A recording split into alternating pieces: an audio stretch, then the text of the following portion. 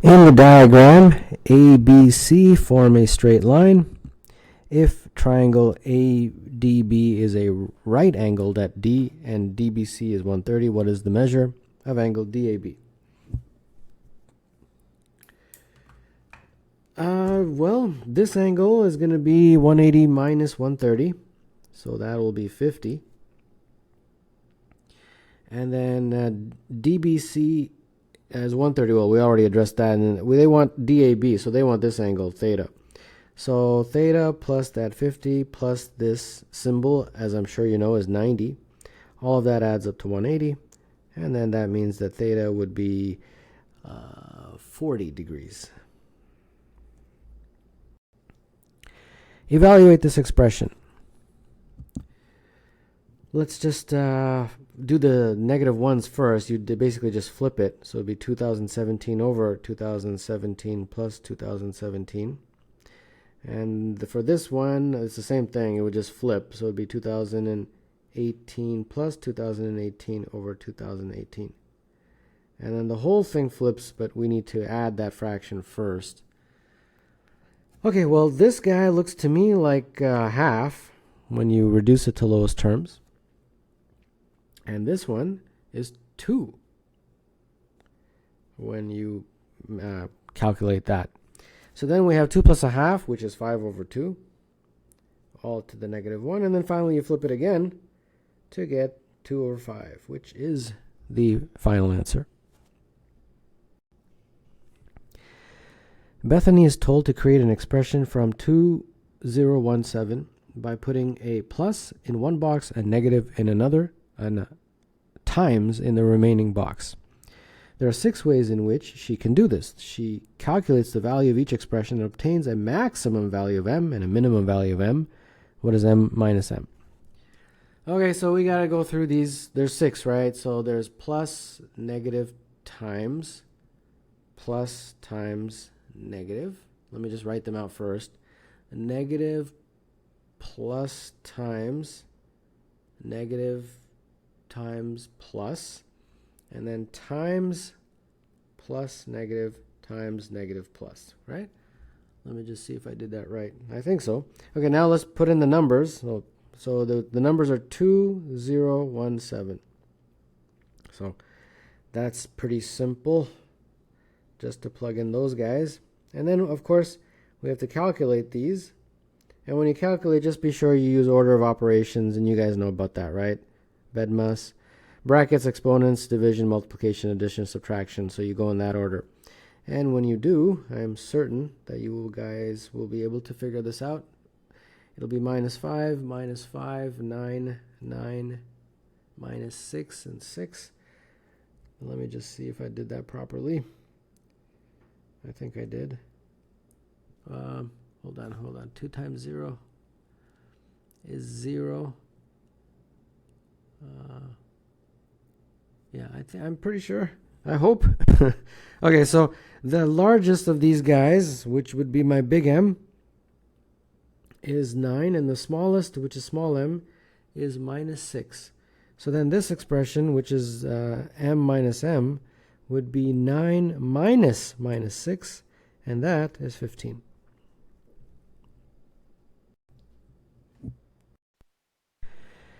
If n is the largest positive integer with n squared less than 2018, and m is the smallest positive integer with 2018 less than m squared, what is m squared minus n squared? N squared is less than 2018, so if we take the square root of both sides, you get n is less than approximately 44.8. So the largest, what do they want? They want n to be the largest. So the largest n, since it's an integer, would be 44, right? So by the same logic, 2018 is less than m squared, so we take the square root of both sides, we get m is greater than approximately 44.9, and for m, they want the smallest. So I guess the smallest m, that is an integer, would be 45.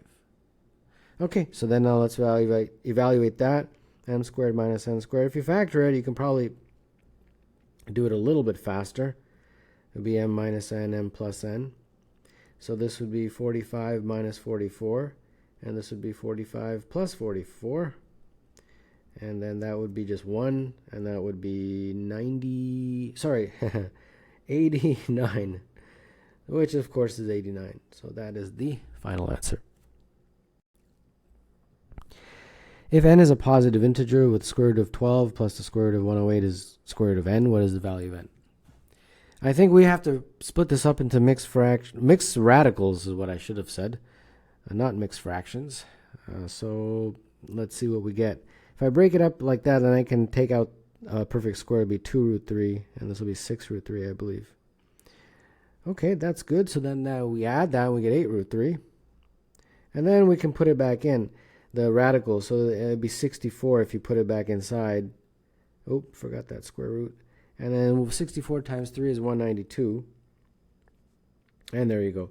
So therefore n is 192. So yeah, to sort of make it mixed and then put it back into non-mixed, or however you want to explain it.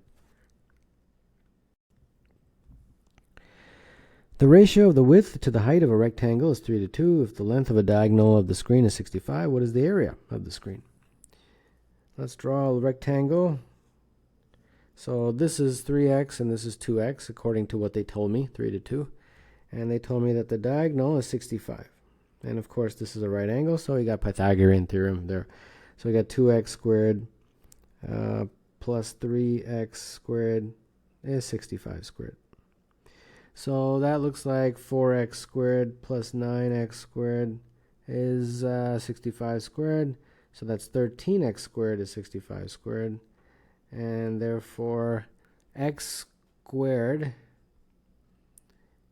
is 325. I'm going to keep it as x squared because they want me to figure out the area. And I think the area is going to have an x squared in there somewhere.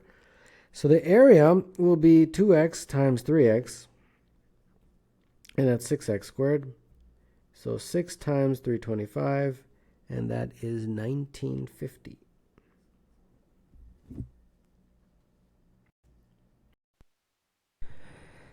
In the diagram, wheel B touches wheel A and wheel C.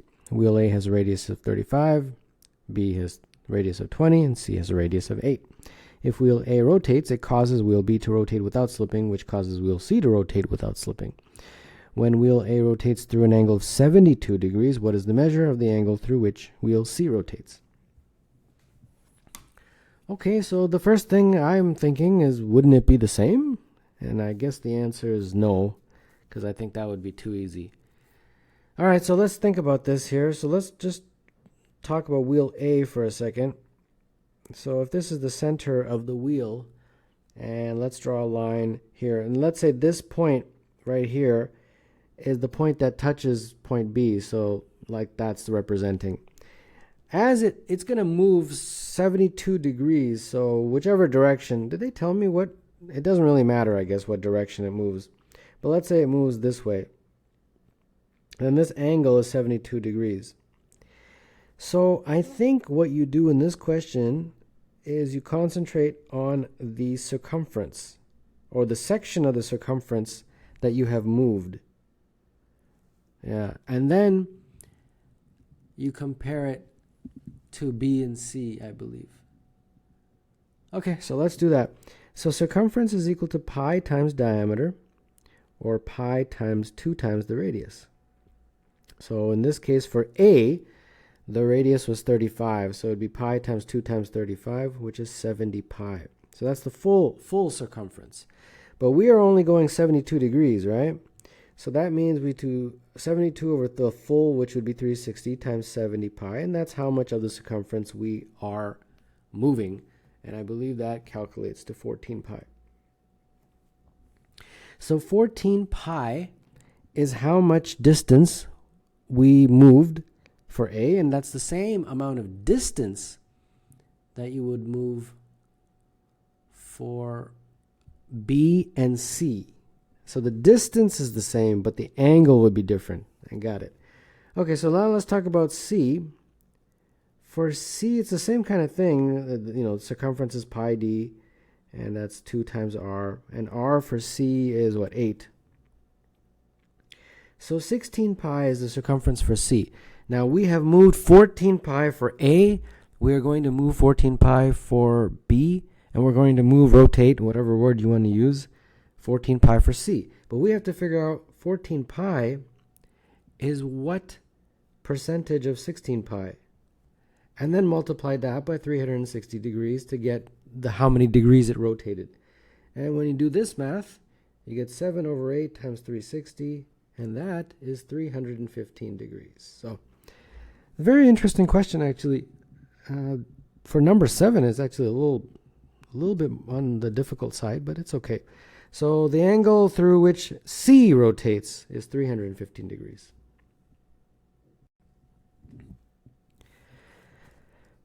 Martina has a cylinder with radius 10 and height 70. That it closed at the bottom. Martina puts some solid spheres of radius 10 inside the cylinder and then closes the top end of the cylinder. If she puts the largest possible number of spheres in the cylinder, what is the volume of the cylinder that is not taken up by the spheres? So we've got the cylinder, and we're going to put spheres in it. So let me just draw a sort of a cross section. So you're going to put one sphere, and then these spheres are touching, they're at all the way to the edge, so they're going to be touching. And then there's a line in here. Let's see here. Put some solid spheres. Okay, so we don't know how many. She puts the largest possible number of spheres. Okay, so let me think about this. What is the sphere? The cylinder is a 70 by 10, right? Like if you do the dimensions. Did they say anything about the sphere? Ah, they do, right here, radius 10. I kind of forgot about that. Okay, so if the radius is 10, that means the diameter is 20. So 20, 20, and 20 would be 60. Okay, so 3 is the most. Yeah, sort of if I were to break it up, it would be 20, 20, 20, and 10. Yeah, okay, I got it. All right, so they want you to figure out the volume of the empty space, I guess. So we would have the volume of the cylinder minus the volume, 3 times the volume of the sphere. And then what that is basically the answer to the question. Okay, the volume of the cylinder is pi r squared times height. And the volume of a sphere, if I remember, is 4/3 pi r cubed. So this should be relatively straightforward math. R of the cylinder, what is the radius of this? 10. Oh, sorry, so this should have been 20. Ooh, gotta make that mistake. Okay, so because that top to bottom is the diameter, not the radius. Okay, so 10 squared times 70. And then this will just be 4. And then pi, and the radius, let's not make a mistake this time, 10. Okay, 10 is the radius of the sphere. So this looks to me like 7,000 pi, and that's 4,000 pi. So this is 3,000 pi. Is the answer to the question, which is the volume of the cylinder that is not taken up by the spheres. Determine the value of this expression. Well, let's see if there's anything that's going on that will help us. If you group them into threes, let's see what happens. So if you group them into threes, this one is 0, this one is 3, this is 6, this is 9, and then the very last two, 93 and 96. So my pretty decent guess, I think, is that it's going up by 3 every time. So the sum is like, the total sum would be 0 plus 3 plus 6 plus 9, and then the next one I'm assuming would be 15, and so on, right? All the way till you get to 93 and then 96. Okay, so that would be easy. Then to factor out a 3, and when you do, you get 1 plus 2 plus 3 plus 4, all the way till 31 and 32, I believe. Okay, so this part, you guys know that formula, right? N times n plus 1 over 2. So in this case, n is 32, so 32 times 33 over 2.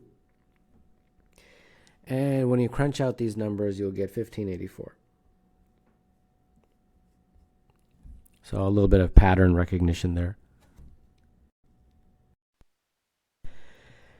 Two vertical chords are drawn in a circle, dividing the circle into 3 distinct regions. 2 horizontal chords are added in such a way that they are now 9 regions in the circle. A 5th chord is added that does not lie on top of one of the previous 4 chords. The maximum possible number of regions is m. Minimum is m. What is m squared plus m squared? Let's figure this out. Let's see here. So first, they've got the 2 chords that are going, well, first I think were horizontal, or actually first were vertical, and then you have the horizontal. So that makes 9, right? So then what they're saying is that they're going to add another one somewhere that does not lie on top of one of the existing chords, so it's different. And then they're saying, what's the max and min? So let's just say this scenario. So that's a chord, right? So how many regions did I create? 1, 2, 3, 4, 5, 6, 7, 8, 9, 10. So that's the smallest, I think. I'm pretty sure that m is that's the smallest way of the way of doing it, so that we have the smallest number of regions. That's what I'm trying to say. Okay, so then let's do it again, but this time let's try to create the maximum number of regions with the same sort of rules that you add a second or a 5th chord. Is it a 5th chord? Yeah, a 5th chord. All right, so how am I going to do this here? I guess you have to cross over a lot of existing lines. 1, 2, 3. I think the most I can do is 4. Let me just see here.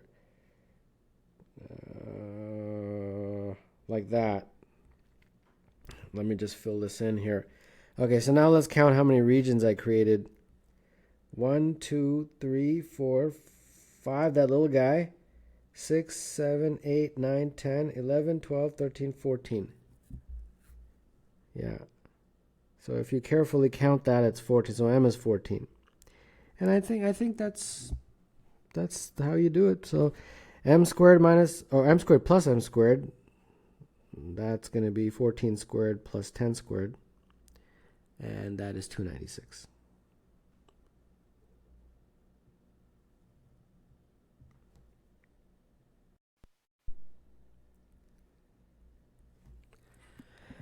The product of the roots of the quadratic equation 2x squared plus px minus p plus 4 is 0 is 9. What is the sum of the roots? All right, as soon as I see a product and sum, that makes me think of Vieta's. And you guys know about this, right? Vieta's formula, which says that if you have a quadratic equation of the form ax squared plus bx plus c is 0, then the sum of the roots is equivalent to calculating minus b over a in this guy, where this is b, this is a, this is c. And the product of the roots is the equivalent of calculating c over a. So we will take our equation and do that. So we have 2x squared plus px plus 4 minus p. It is 0. So this is my a, this is my b, and this is my c. And they're saying that the product of the root, let's just say the roots are r1 and r2, so the product is 9. And they're asking for what is the sum. Okay, I think I can do that. So using Vieta's, let's see here, the product of the root, the sum of the root, let's do that one first. R1 plus R2 would be minus b over a, so that's going to be minus p over 2. And then the product of the roots, which is r1 plus r2, would be c over a, which in this case is 4 minus p over 2. Let me just see if I did that properly. I think I did. Okay, now the good news is they gave us one of these, so that's 9. So that will allow me to calculate for p. So that's going to be 18 is 4 minus p. Therefore p is minus 14. All right, great. So then I plug that into there. So r1 plus r2 would be minus 14 over 2, and that is 7. So using Vieta's, we got the answer. The 4 positive integers a, b, c, d satisfy a less than b less than c less than d. When the sums of the 6 pairs of these integers are calculated, the 6 answers are all different, and the 4 smallest sums are 6, 8, 12, and 21. What is the value of d? All right, here we go.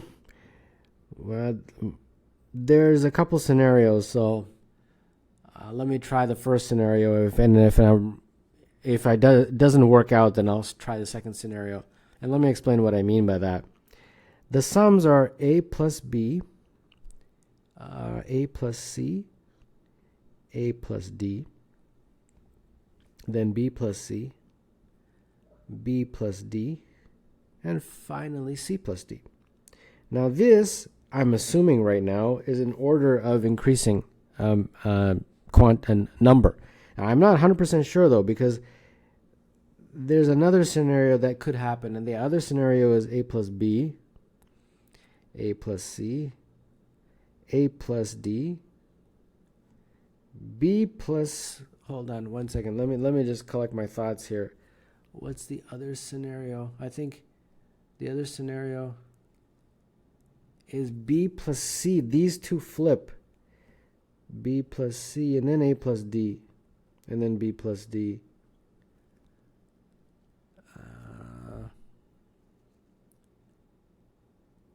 And then c plus d.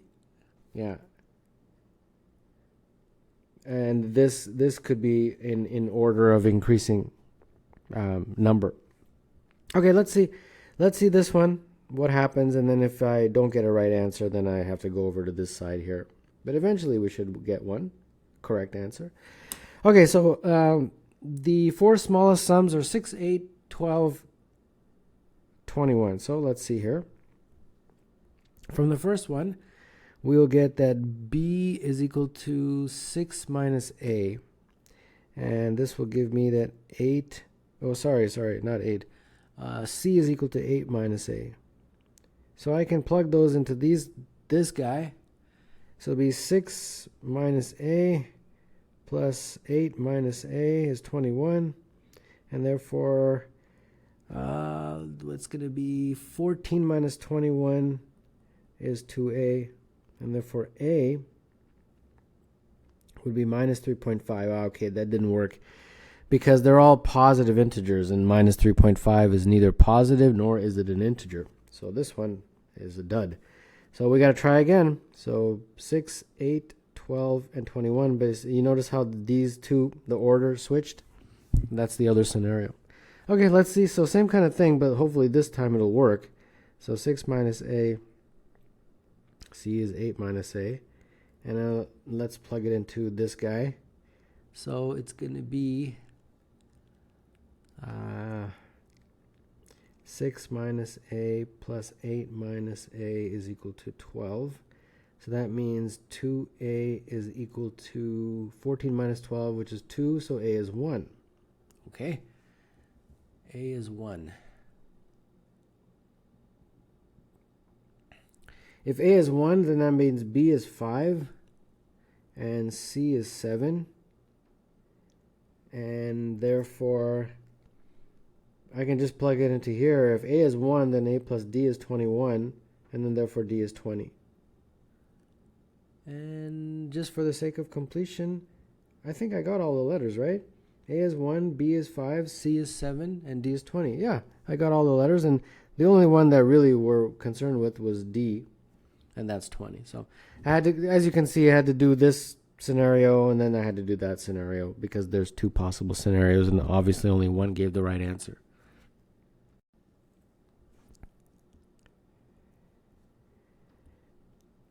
Determine all real values of x for which 16 to the power of x minus 5 over 2 times 2 to the power of 2x plus 1 is plus 4 is 0. All right. So I think the first thing we have to do is put everything in the same base. So that'd be 2. So 2 to the power of 4 is 16. And then 5, hold on. Let me just put 5 and then 2 to the negative 1. Right, and bring that 2 upstairs. And then we got 2x plus 1, and then plus 4. And the plus 4 I think we just leave alone for now. I don't think that's any importance. Okay, so this will be 2 to the 4x minus 5, If we combine this with this guy, you have to add them, so it's going to be 2 to the 2x plus 4. Okay, I think this is going to be a quadratic. So for example, if this is 2x all squared, if you change it like that, then it'll be a little bit more obvious that it's a quadratic. Okay, yeah, it is. All right, so I'll make this substitution. Let 2 to the 2x equal a.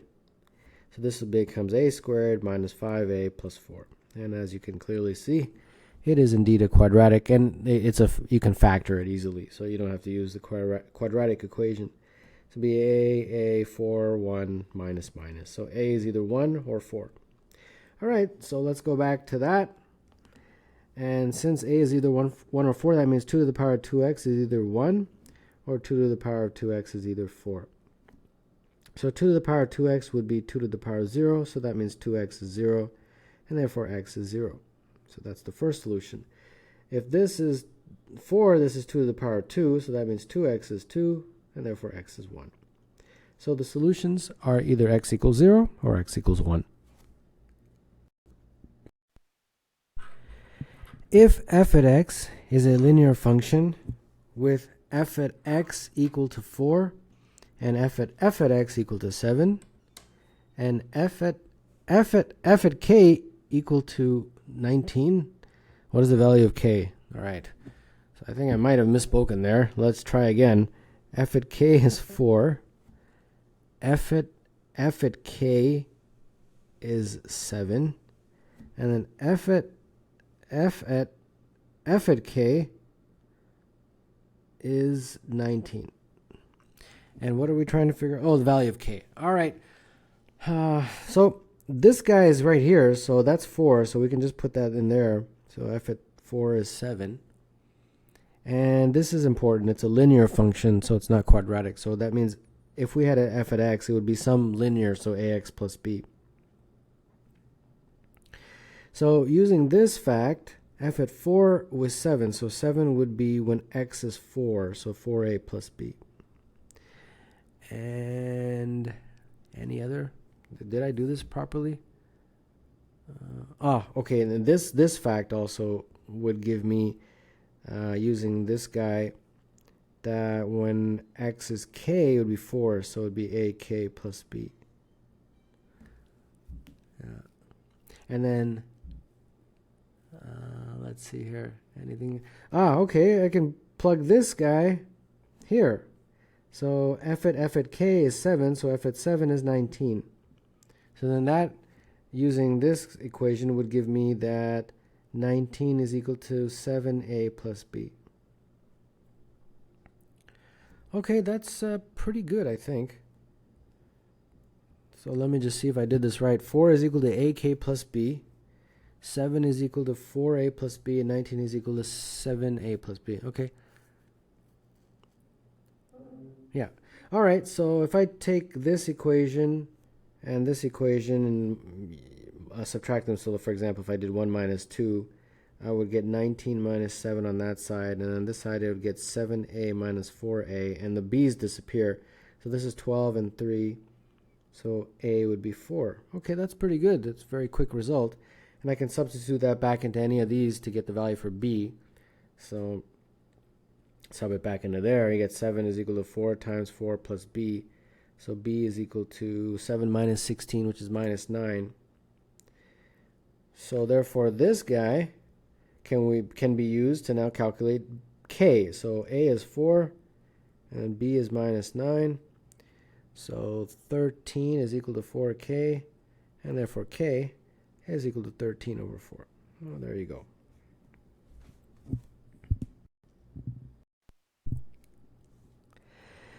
A solid triangular prism is made up of 27 identical smaller solid triangular prisms as shown.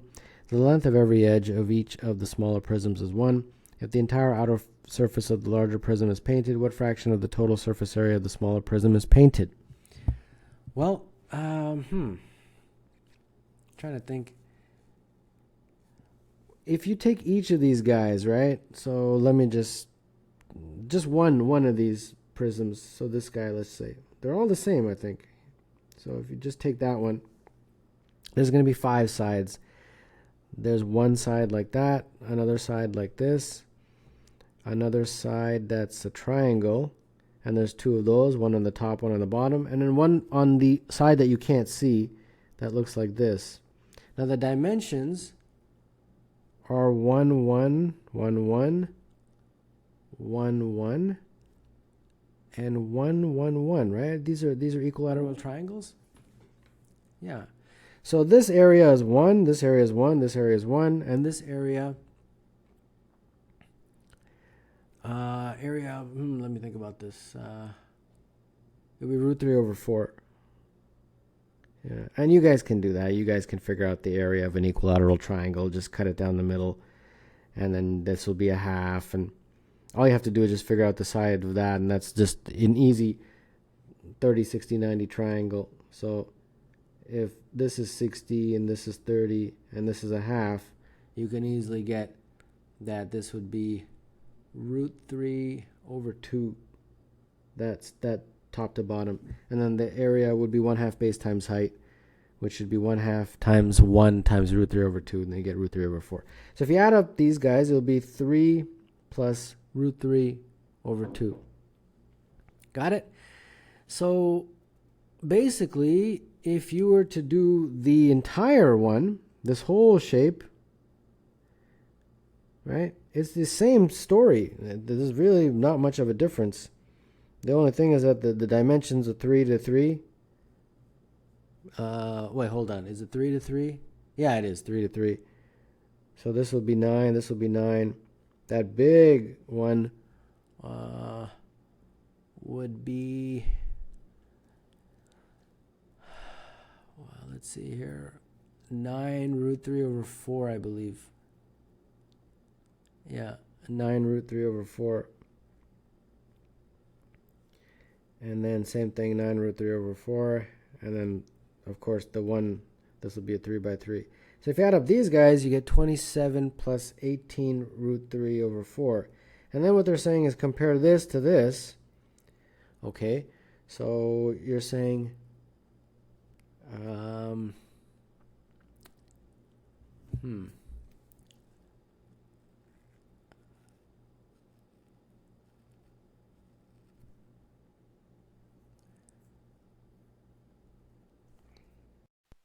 Oh, wait, hold on.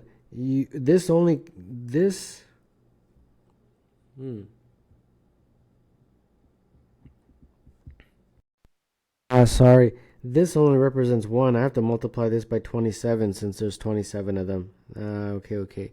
So that would be 81 plus 27 root 3 over 2. Okay, I got it. Okay. And then I have to compare this guy to this guy. Okay, that makes sense.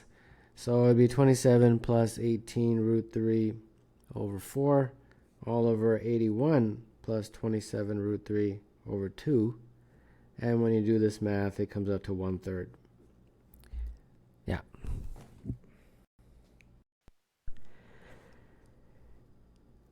Two circles are drawn as shown. Each is centered at the origin and the radii are 1 and 2. Determine the value of k so that the shaded region above the x-axis and below the line y is equal to kx, and between the two circles has area of 2.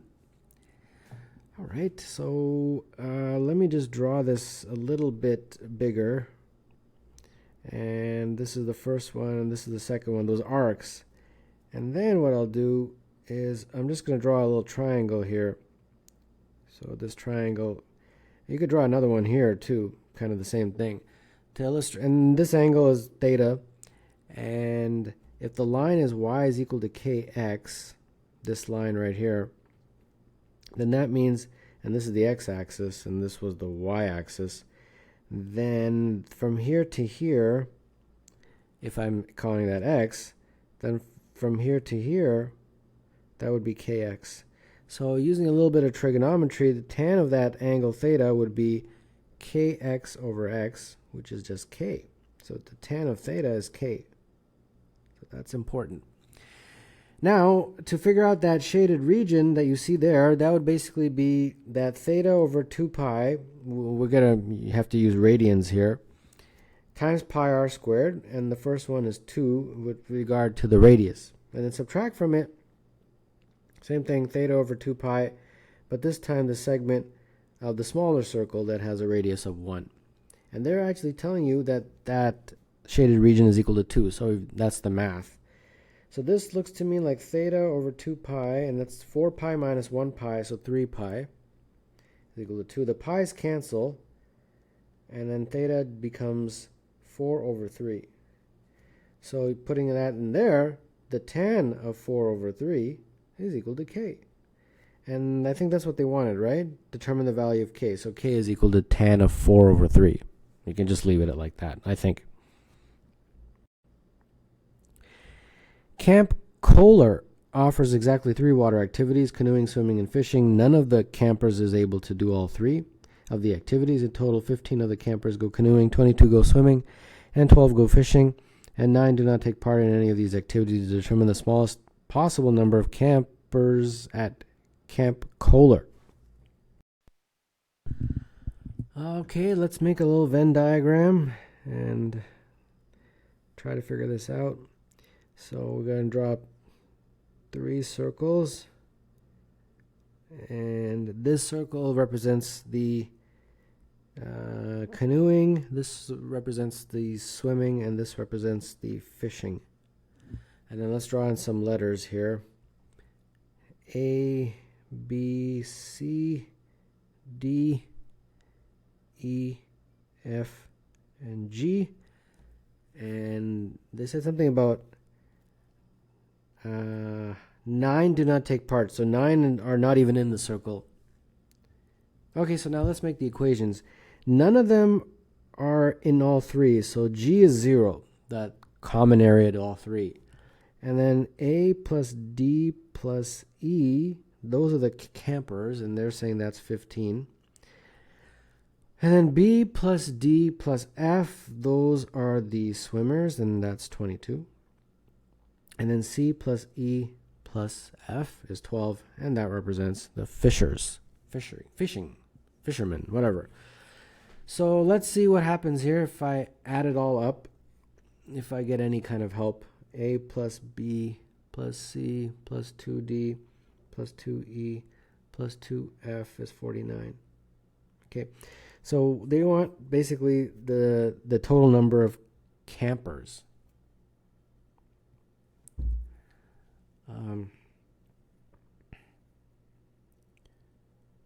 Campers, that's confusing. I'm assuming that the total number of people involved,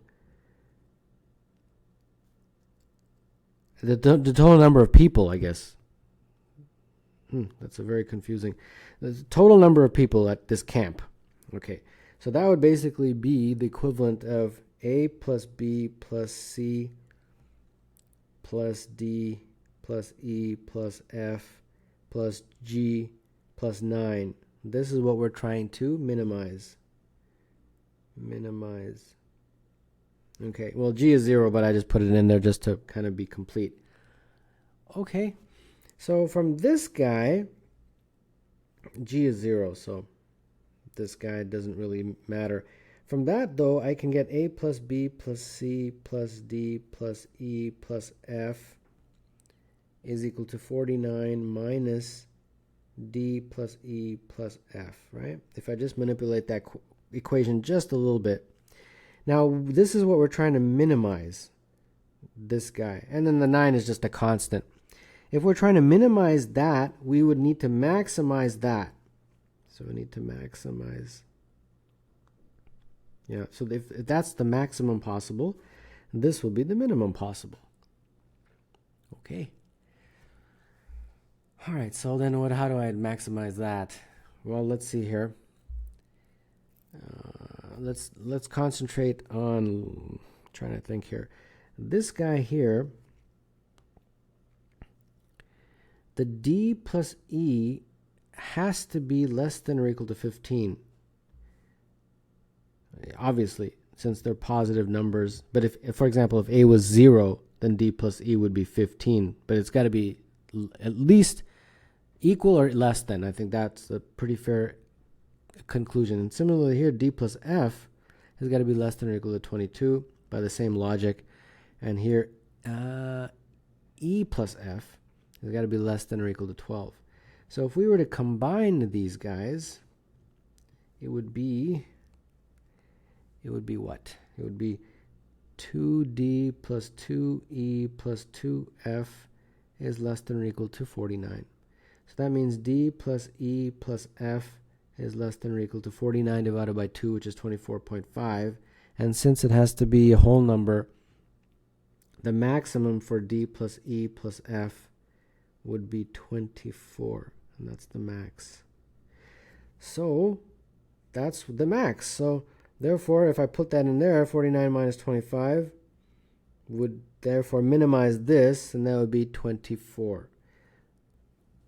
Hold on. Let me see if I did this right. I think sorry, this should have been a 24 here. So this is 25. Yeah. Okay, so what we're trying to do, we're trying to minimize this guy here. So that, well, this whole thing, I have said, is 25. This is 0, and this is 9. So it'd be 25 plus 0 plus 9, and that is 34. So there you go. So a little bit of fiddling around there. Some inequalities to get the final answer, which is 34. Determine the area inside the circle with center 1 negative root 3 over 2 and the radius 1 that lies inside the first quadrant. All right, so the first challenge is trying to figure out how this graph looks. And it looks something like this. Oh boy, that's not exactly the nicest circle, but yeah, something like that. So that is the initial sort of setup. We got to figure out what the circle looks like. And then what they're saying is they want you to figure out the area inside the first quadrant. So basically just this segment. Okay, so let me draw that segment. Let me actually, I've got to make it bigger, otherwise this is going to be way too small. So that segment, let's say it's a cap like that, right? And the way you approach this is you draw lines to the center. So that's the center. And then what you'll have is you'll have a sector. So this whole thing is a sector right here. That's a sector. And then you'll have the sector will have a cap.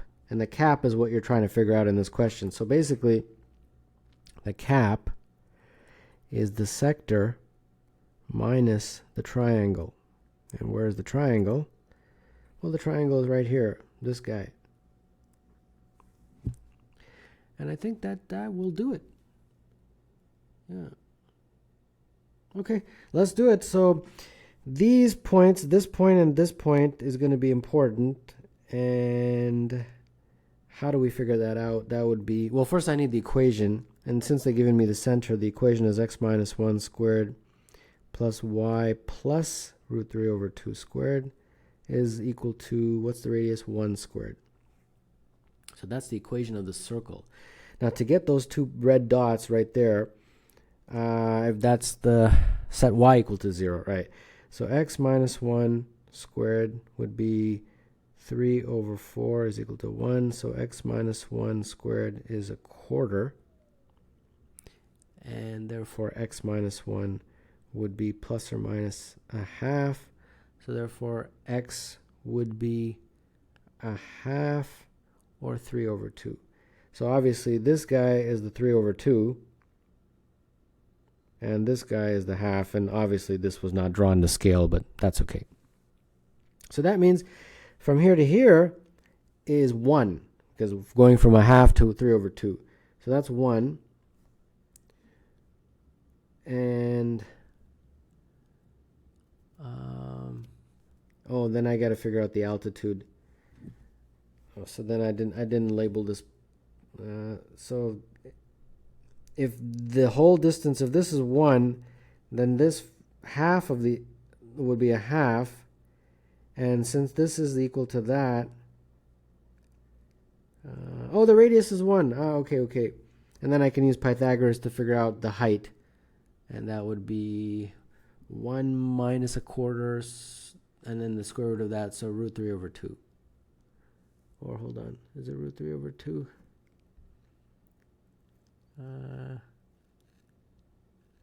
I think so. Yeah. Root 3 over 2. Okay, I think I have everything I need. All right, so here we go. Let's use this. So the cap is the sector, which would be, oh, I need the angle. But I should be able to figure out the angle, right? The angle is pretty easy. If this is the angle, well, I eventually will need the full angle, but that angle, that theta, would be, very quickly, sine of theta is a half over 1. So that means theta is 30. And therefore, that whole angle will be 60. Okay, got it. So therefore, 60 over 360 times pi r squared, and the radius is 1. And then the triangle is 1/2 base times height. The base is 1, the height is root 3 over 2. So this looks like pi over 6 minus root 3 over 4. Pi over 6 minus root 3 over 4. Yeah, that's the answer to the question.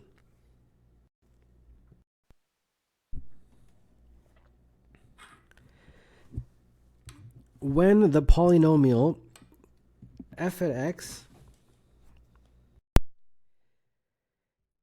is equal to x squared plus ax to the power of 3 plus bx plus cx plus d is divided by each of x minus 4, x minus 3, x plus 4, x plus 3.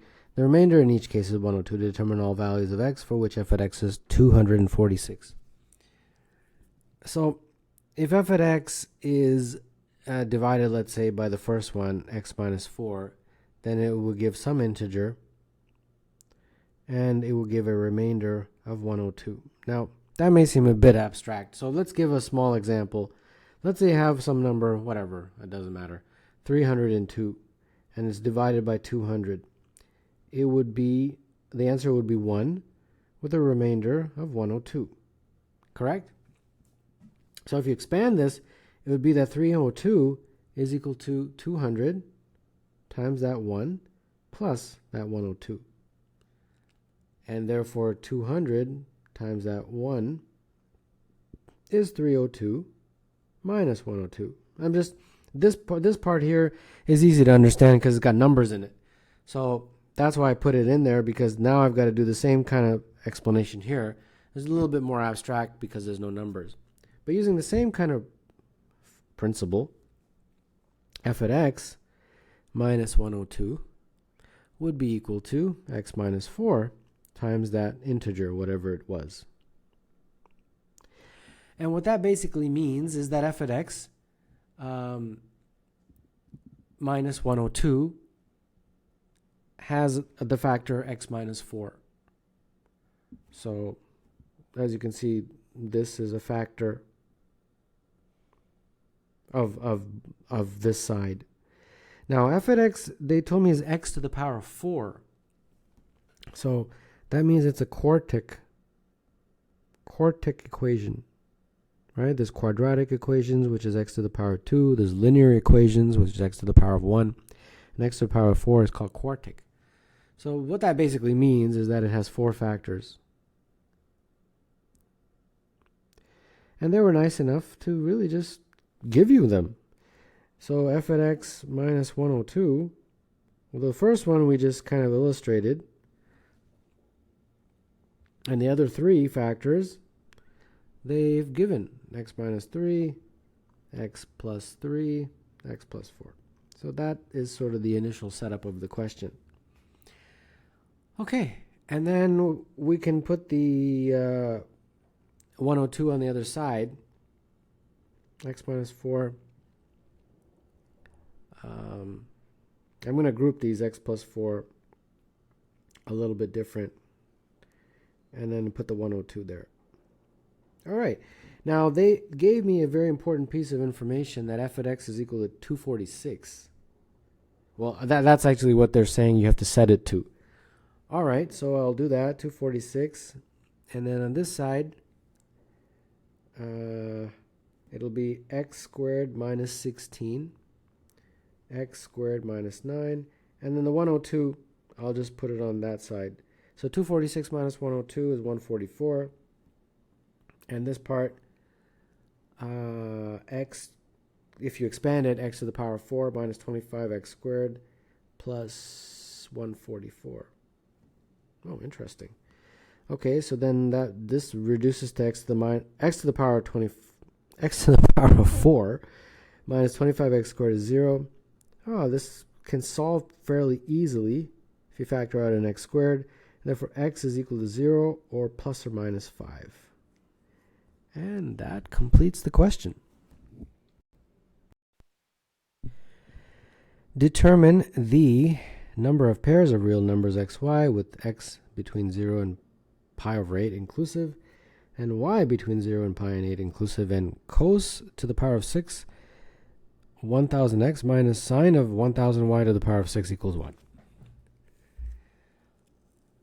Oh boy, let's see here. So we all know that cos of theta is between 1 and negative 1, right? And we also know the same thing is true for sine, the upper and lower boundaries. So we also know the same thing for sine. So if we were to take the sixth power, right, which is what they have, then it would basically be always positive. Because if you square it, and then you square it, and then you square it again, right, you always get a positive. So that's my inequality for sine and cos to the power of 6, where it just becomes between 0 and 1. Okay.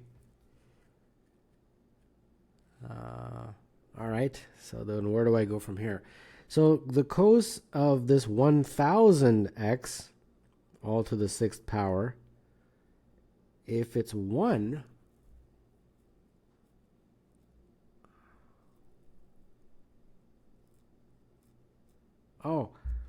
okay. I gotta combine them. I got it. I'm looking at them individually. Okay, so the only way that's gonna work with keeping these inequalities in mind, the only way that's gonna work is if cos 1000x to the power of 6 is 1, and sine of 1000y to the power of 6 is 0. Yeah, that's the only way, because otherwise this will not ever equal 1. Okay, I think I can do this. So this basically gives me that the cos of 1000x is either plus or minus 1. And this just gives me that the sine of 1000y is 0. Yeah.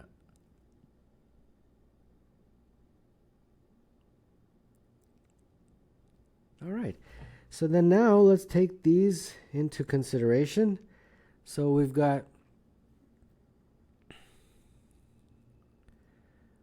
let's see here. X is between 0 and pi over 8. Now, when we're talking about cos, we're talking about 1000x. So let's multiply everything by 1000 and you'll get 1000x, and this will be 125 pi.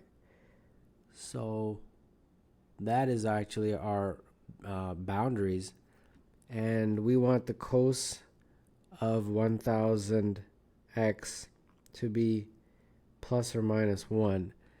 Now, if you guys remember that cos graph,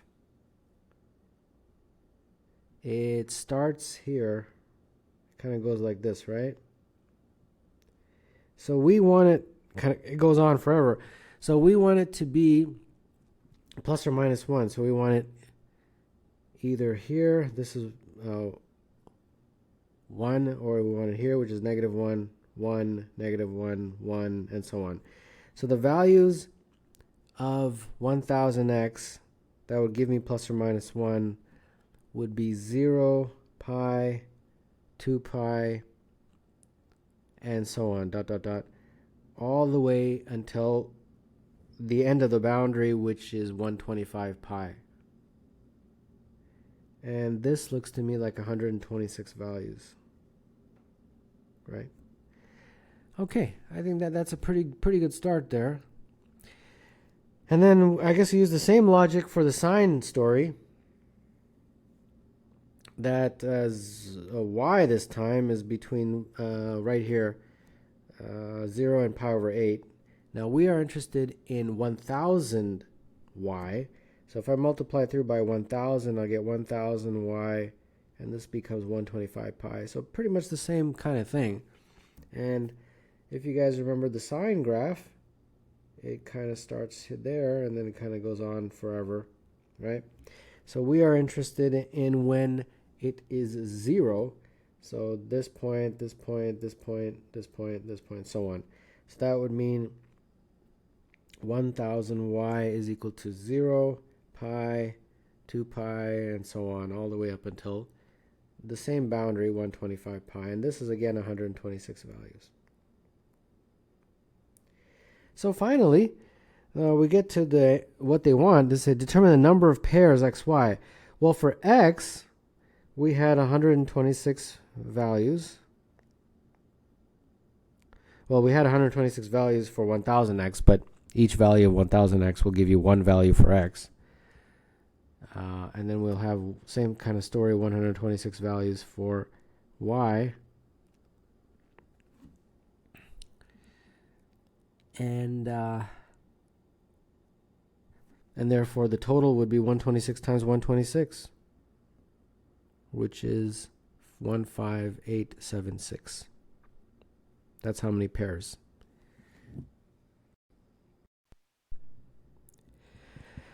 Starting at midnight, Serge writes down the time after 1 minute, then 2 minutes after that, then 3 minutes after that, and so on. For example, the first 4 times he writes are 12:01, 12:03, 12:06, 12:10. He continues this process for 24 hours. What times does Serge write down that are exactly on the hour?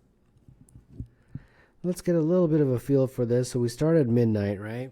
And then we go to 12:01, and then 12:03, and then 12:06, and then 12:10. So what exactly is happening? So this is 1, this is 2, this is 3, this is 4, and the next one would be 5, which would put me on 12:15. Next one is 6, and that would put me at 12:21, and so on. You guys get the point.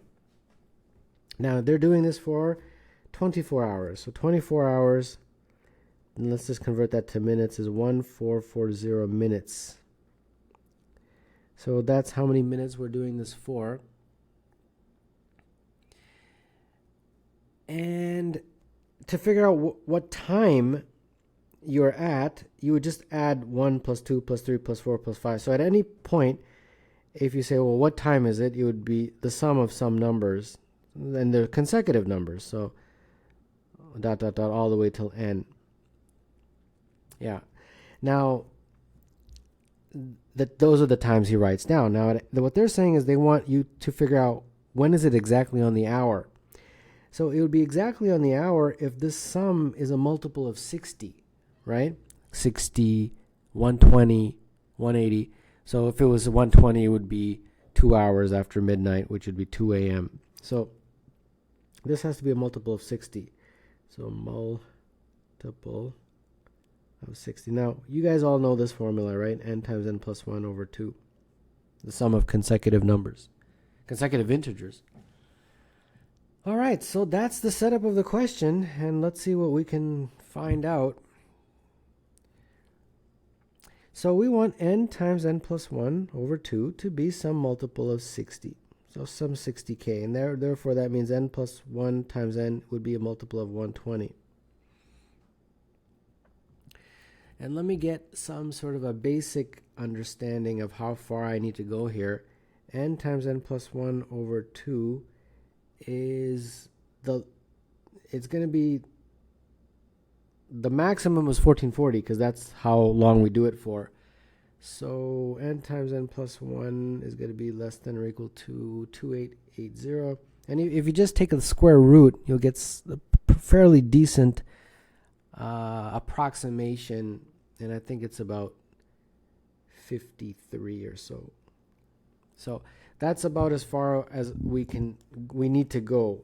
So I think it's a little bit time consuming, but let's just see what happens. So let's make a table here. We've got n plus 1, n times n plus 1, n times n plus 1 over 2, and then what the time would be.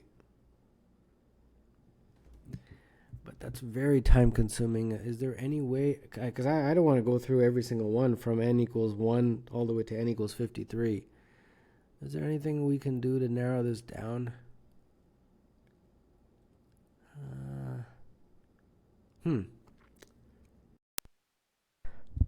You can probably use some divisibility rule.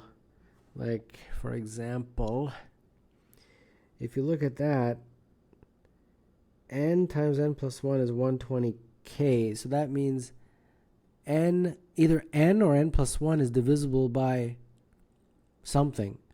So, for example, divisible by 8, n or n plus 1. So that could narrow things down a bit.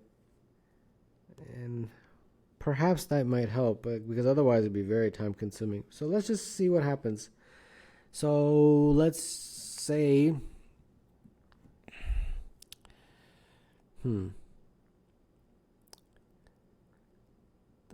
yeah, well, let's just start with 15 and 16, because you'll notice, like the first few, you'll notice you won't get up to this is 1228.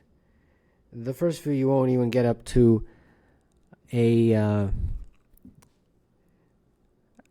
hour, exact hour. So you would have to get up to at least 15, and this becomes 240. This becomes 120, and that's the first time you actually get to an exact hour. Is that what they're wording they're using? Exactly on the hour, yeah. So 120 minutes is 2 hours after midnight, so that's 2 a.m. And that's sort of the thing, and just concentrate on the fact that n or n plus 1 is divisible by 8, and then the next one you'll get is 24, and that's 25. This will be 600, and this will be 300. So 300 divided by 60 is 5. So that'll be at 5 a.m. And then kind of just keep on going like that, and then you'll get 39 and 40, where this is divisible by 8. And then this will be 1560, which is 780 divided by 60 is 13, I believe. So that would put me at 1 p.m. And these are the only three that land exactly on the hour.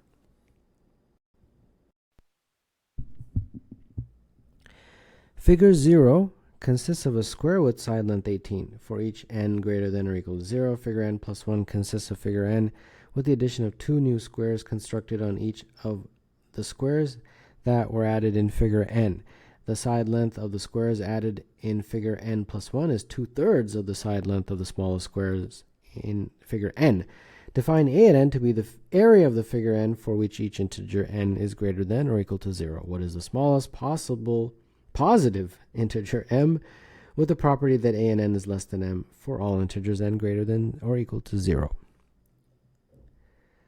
Let's try to understand what it is that they're asking, and then we will proceed with the question. So this has 18, and therefore its area, which is a0, I guess, according to their sort of nomenclature, 18 squared.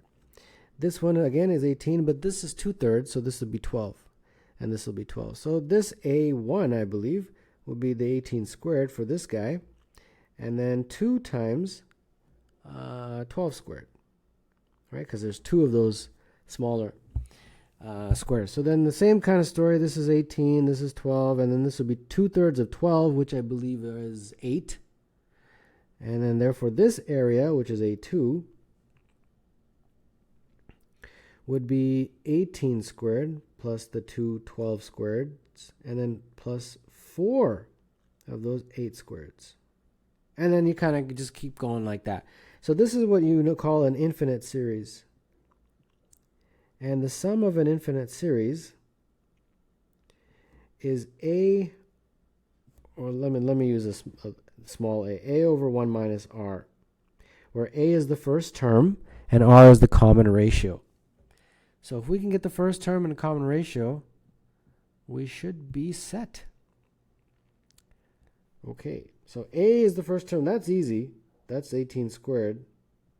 This is the first term, right? It's always the first term in each of these sums. But we have to get the common ratio. If we can get r, this r, whatever it is, then we can figure out the sum, and that will be the answer, since that's what the sums are always approaching for an. All right, so how do we get the r? I guess we have to kind of do some, hopefully not too much fancy algebra. So a at n looks to me, we got that first 18 squared. Then we've got 2 times, what we had to do is get 2/3 of 18, and then you had to square it. Right? This is pretty much what I wrote there. And then you had to get 4 this time for the next one. So 4 is 2 squared, because I think there's a pattern here. And then you had to take 2/3 of what we just did. So 2/3 of 2/3 of 18. And then square that. Yeah. And then I'll just write one more. If there was another one. Whoa. I think I made a little bit of a mistake there. Hold on. Yeah, it should be multiplied, not addition. Okay. So the next one, if I were to do the next one, I think it would be, let me do this carefully, 2 to the power 3, because it would be 8 this time. And it would be 2/3 times 2/3 times 2/3 of 18. And that would be all squared. And then so on. And I'm pretty sure that is correct. Okay, so then this a and n looks like 18 squared plus 2 to the power of 1, 2/3 18 squared plus 2 to the power of 2, 2 over 3, 4, 18 squared. Is that right? Yeah. And then 2 to the power of 3 times 2 over 3 to the power of 6, 18 squared, and then so on. So that makes me think that this is 18 squared plus, I'm just trying to get a general formula here, dot, 2 to the power of, let's see here,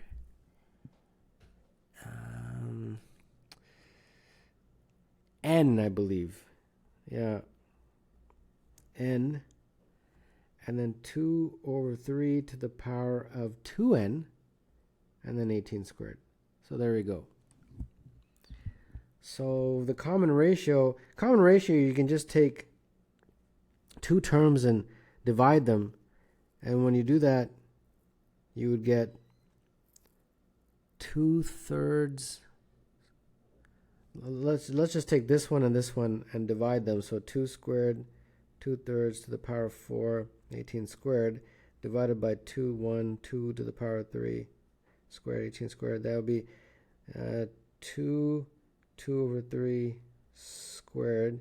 So it'd be 2 times 4 over 9. So that looks like 8 over 9. Oh, so the common ratio is 8 over 9. So I just have to go back. I actually didn't even need to figure this out. I could just do the first. It was a lot easier than I even thought. I thought I had to get an actual formula, but I didn't. I just have to do r, and I got r just by comparing these two. And then, since that's 8 over 9, just plug that over here. So that's going to be, let's see here, 324 over 1 over 9. And that's going to be 324 times 9, which is 2916. So there you go. Probably did a little bit more work than I needed. So that's the answer.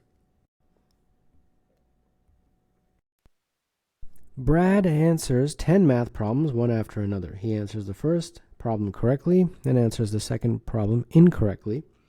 for each of the remaining 8 problems, the probability that he answers the problem correctly equals the ratio of the number of problems that he has already answered correctly to the total number of problems that he has already answered. What is the probability that he answers exactly 5 of the 10 problems correctly? So let's figure this out. 1, 2, 3, 4, 5, 6, 7, 8, 9, and 10. Those are the math problems. And we are told that he answers the first one correct and the second one incorrect. So those two are already been taken care of. Okay. So then we have to answer exactly 5 of them correctly. So that means from the remaining 8, we have to answer 4 correctly. So from the remaining 8, we have to choose 4 to be correct. To be correct. And then we would have to multiply by the probability.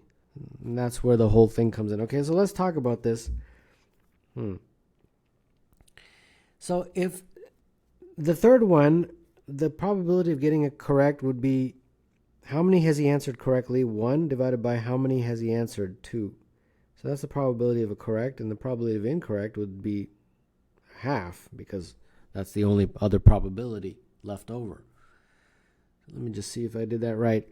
Probability that he answers the problem correctly equals the ratio of the number of problems he has answered correctly to the total number of problems he has answered. Okay, got it. Okay, so now let's move forward here. If he has answered number 3 correctly, the probability of answering number 4 correctly would be 2 over 3. Yeah, 2 over 3. And the probability of answering it incorrect would be 1 over 3. Now, if he answers it incorrectly on number 3, that means the probability would be 1 over 3 to get it correct and 2 over 3 to get it incorrect. 2 over 3, 1 over 3, 1 over 3, and 2 over 3, yeah. Okay.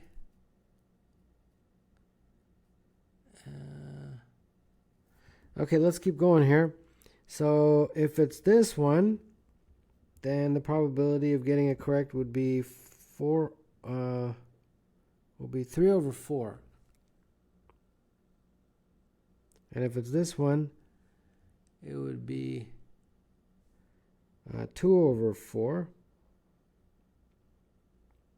If it's this one, it would be 2 over 4.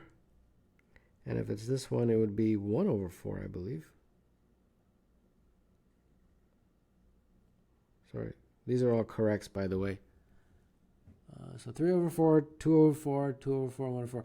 And you guys get the point. I mean, I don't have to keep going here. This would be 1, 2, 3, 4, 4 over 5. Yeah. Okay, and so on, right? So the whole point is that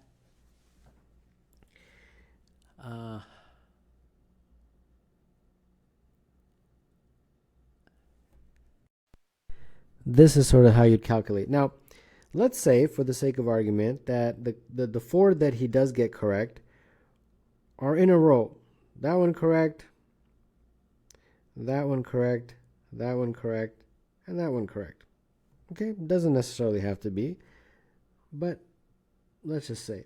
Now, what are the probabilities, therefore, of getting an incorrect for these guys? Because that's what would have to need to happen. Well, if that's the scenario, then to get the incorrect here, it would, well, to get correct, it would be 1, 2, 3, 4, 5 out of 6. So incorrect would be 1 out of 6. And then by the same thing, you can figure out that this is 2 over 7, this is 3 over 8, and this is 4 over 9. And you'll notice that no matter what scenario you chose, the numbers, the probabilities would be the same. So therefore, the total probability would be that 8 choose 4, and then you multiply that by the probability. So the probability of this guy is a half. This one was 2/3. This one was 3 over 4.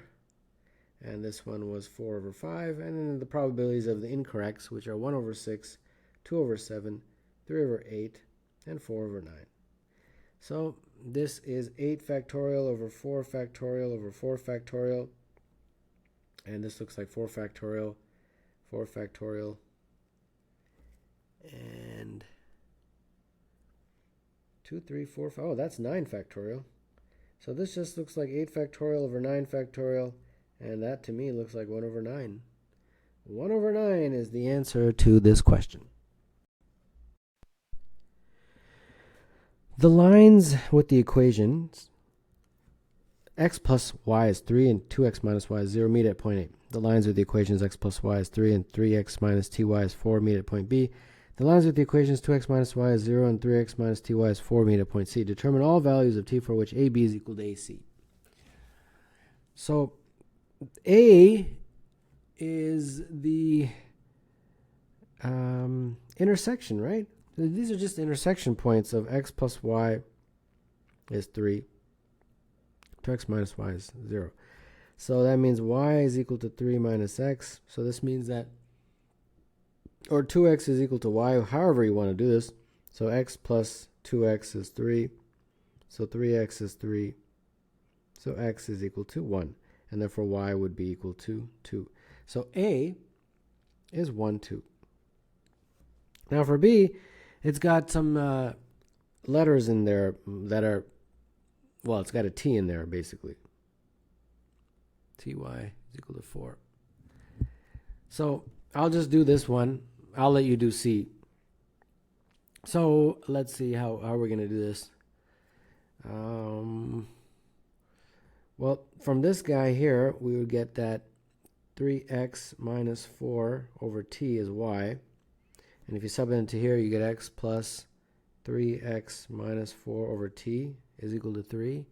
And if you multiply through by t, you would get tx minus 3x minus 4 is equal to 3t. And therefore, x is going to be equal to 3t plus 4 over t, let me see if I did this right. Sorry, that tx plus, that should have been a plus, t plus 3. X is equal to 3t, yeah. And then if you sub this back into this, you will get y is equal to 5 over t plus 3. So B is 3t plus 4 over t plus 3, and then 5 over t plus 3. And in a very similar way, you can get C. And C is 4 over 3 minus 2t, and 8 over 3 minus 2t. So what they want is this guy, AB. They want AB to equal AC. So they want the distance from A to B to equal the distance from A to C. Okay. Well, you'd use the distance formula. And you guys know about the distance formula. So I'm actually going to square them, because that way I can get rid of the radical. So A is 1, 2. Let me just put that there. Okay, so now between A and B, so we got to do a lot of algebra here. So let me just paste it in. So here it is. This is the distance formula, right? You take this guy and you would subtract from it 1 and then square it. And then you take this guy, subtract from it 2 and square it. And that's what this side is, as you can clearly see. And then AC, same thing. You would take this and subtract from it 1 and square it, and then take this and subtract from it 2 and square it, and that's what this side is. And then you try to simplify. So this is all there for you. You can take a look. And then this kind of keeps on going. And as you can see, at the very end, you'll get this expression. And from that expression, that guy tells you that t is equal to minus a half. And this one, when you do the quadratic, you'll get t is equal to 9 plus or minus 3 root 10. And those are the values of t for which this holds true.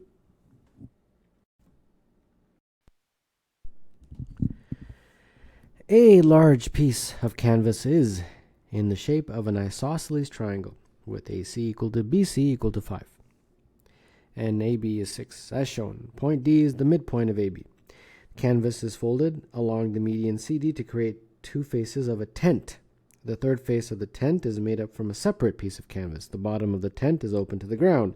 What is the height of the tent? When the volume of the tent is large as possible. Let's label some of this stuff. So this is 5, this is 5, and since this is isosceles, this would be a right angle. And then they gave me that AB is 6, so this will be 3, and this will be 3, and using Pythagoras, or, it's a standard 3, 4, 5 triangle. And then we've got this one down here, and some of those are going to be the same. AC, for example, is 5, so I'll just put that in there. AD is still 3, DB is still 3. But AB, that one is not 6 anymore because it's been folded. But BC, I believe, is still 5. Yeah. Okay, so now we got to think about this. Now, the max volume, that's the first piece of information that we need to talk about. The max volume, this is is it a tetrahedron? Let me think about this. I believe so. So the volume would be 1/3 times the volume of the base. So let's just say ABD. I'll call that ABD. I'll call that the base for now. So I got to figure out the area. Sorry, the area of that base, and then times the height. And the height in this case would be CD. So let me explain this. That holds true because this is a right angle between CD and DB. CD and DB. I know it doesn't look like a right angle, but it is. That's why we can use that formula. Okay, so 1/3, the area of ABD, would be 1/2 base times height. So, or actually you can use trigonometry. ABD using trigonometry would weigh 1/2 AD times DB times the sine of ADB, that angle, ADB. And then don't forget about the CD, which I guess I can squeeze in right there. And this is what we have to maximize. Now, the maximum value of any sine is 1. So sine, let me put that on the side here, ADB is maximized as 1 when angle ADB is 90 degrees. So ADB, I guess we have to make that a right angle. And again, doesn't look like it, but that's okay. So if that's the case, then this becomes 1/6. Well, AD, we know that, right? Well, that's 3. And DB is 3. And this is 1, since we're maximizing it. And CD is 5. No, CD is 4. Yeah. So that's good. This is all numbers, so this looks like 6 when you do this math. Okay, so that's great. That helps out a lot. Okay, so now what are we trying to figure out? We're trying to figure out something here. The height, I think? Yeah, the height. Okay. So how do we figure that out? Let me think about this. So in this figure, we're sort of figuring out the height. Yeah, so the perpendicular, I guess the distance from D all the way to the base. And that distance, obviously, it's going to be at a right angle to the base. Okay, I think we can just use the same formula again. The formula for the area of a tetrahedron. So volume is equal to 1/3 area of the base. Now the base in this case, I guess, is ABC. Is that right? Yeah. And then the height I'll just call it h, which is what we're trying to figure out, that red line that I drew in. And I think if I do this, I should be able to get it. Well, the volume I already figured out is 6. And that's 1/3. And ABC, okay. So I got to figure out ABC. So, 1/2, oh boy, how do I do that? 1/2 base times height, but I don't know the base or the height yet. And then this h here. Okay, let me draw ABC sort of in a different viewpoint so I don't make it too confusing. So this is A, this is B, and this is C. And we know that this is 5 and this is 5, and therefore if I draw a perpendicular, that's going to be cutting that AB in half. And then how do I figure out AB?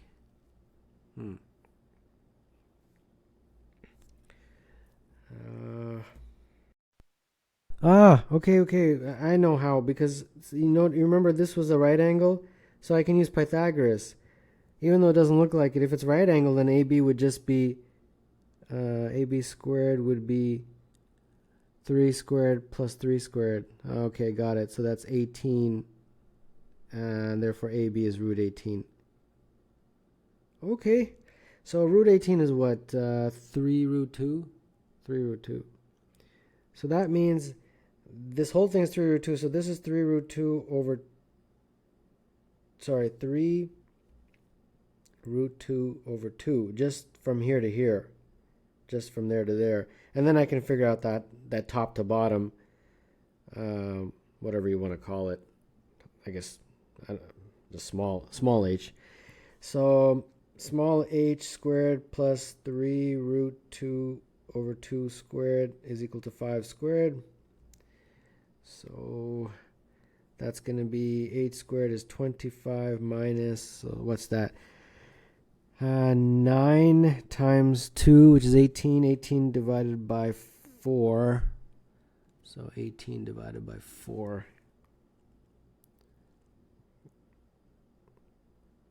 So that's going to be 100 minus 18, so 82 over 4. And therefore h would be 82 over 4 root, which is 41 over 2. Okay, I think I'm in the grand finale here. So for triangle ABC, 1/2 base times height. So the base is AB, which I had calculated as 3 root 2.